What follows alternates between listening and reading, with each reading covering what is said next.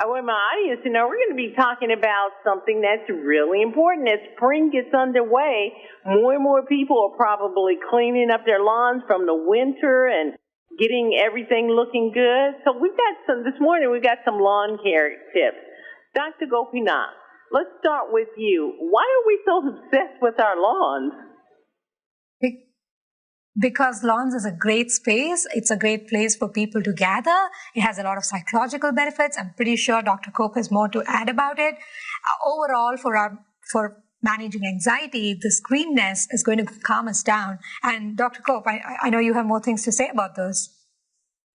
Well, I think we like our lawns because of the function that they serve for us. So, as Dr. Gopinath mentioned, we like to get out there and play, and it's really the only surface that can support that kind of traffic. And in addition to that, something folks don't think about as much, we've discussed the psychological benefits, but just the other environmental benefits that we get. So grass, of course, is a plant, and it absorbs carbon dioxide, it produces oxygen. It also helps to prevent soil erosion and slow the movement of stormwater. So just a lot of really critical environmental benefits in conjunction with the recreational benefits that we get from lawns. I want my audience to know that Dr. Lakshmi Gopinath, she's a turf scientist with the Scott's Miracle-Gro Company, and Dr. Kelly Cope, she's a professor of soils and climate department at Utah State University. They come well qualified to talk about lawns. Dr. Cope, I'm going to ask you, what's the benefits of a sustainable green space? Well, I mentioned some of the benefits, as did Dr. Gopinath. So the psychological benefits, the environmental benefits. I touched on stormwater, so keeping that stormwater in place and allowing it to infiltrate into the soil, that's a great benefit. Something else, atmospheric cooling that we get from those green spaces is very important. And those green spaces, when I think about them, I'm often thinking about grasses. And something that's really exciting these days is that a lot of work and research has been done to develop low water use grasses. So no matter where you are in the country now, there are options for low water use grasses, which allow you to maintain those benefits we've talked about, but use less water. So that's a real positive.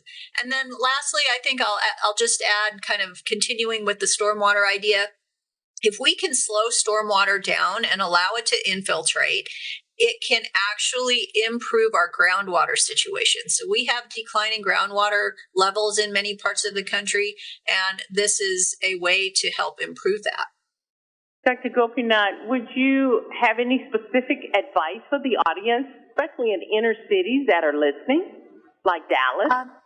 Definitely. So the first step is to pick the right grass type. So if you're living in Texas, Texas summers are pretty bad. So you need to know that the warm season grasses are an ideal fit for Texas because they can handle that heat and humidity. So picking the right grass is the first thing. And right now, spring is a great time to start caring for your lawn. Once you start seeing that greening in your lawn, that's the right time to put down some turf builder lawn food. It's a great time to seed. So once you know what grass type you're going to pick, it's a great time to seed your lawn as well. And then one thing to make sure is when you're mowing your lawn, make sure that you're mowing it at a higher height so that it can encourage deep rooting so that your lawns are better prepared for the summer months. Dr.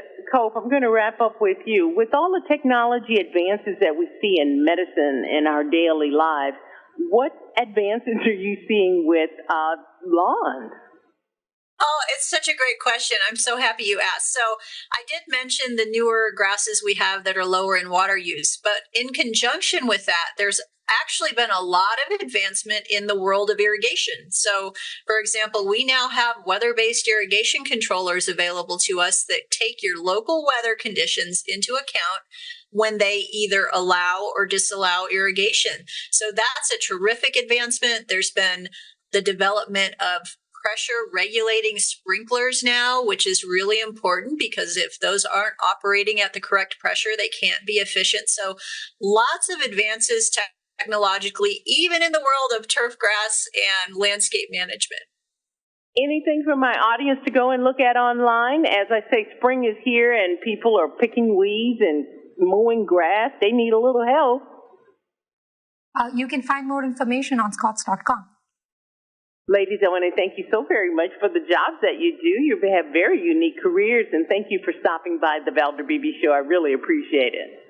Thank you. Thank you, Val. 1,000 videos on ValderBeebeShow.com and YouTube.com/ValderBeebeShow. We upload new videos daily. Our site is a modern baby boomer platform with news and information important to boomers. Subscribe to YouTube.com/ValderBeebeShow and stay connected as I interview the world's most fascinating people.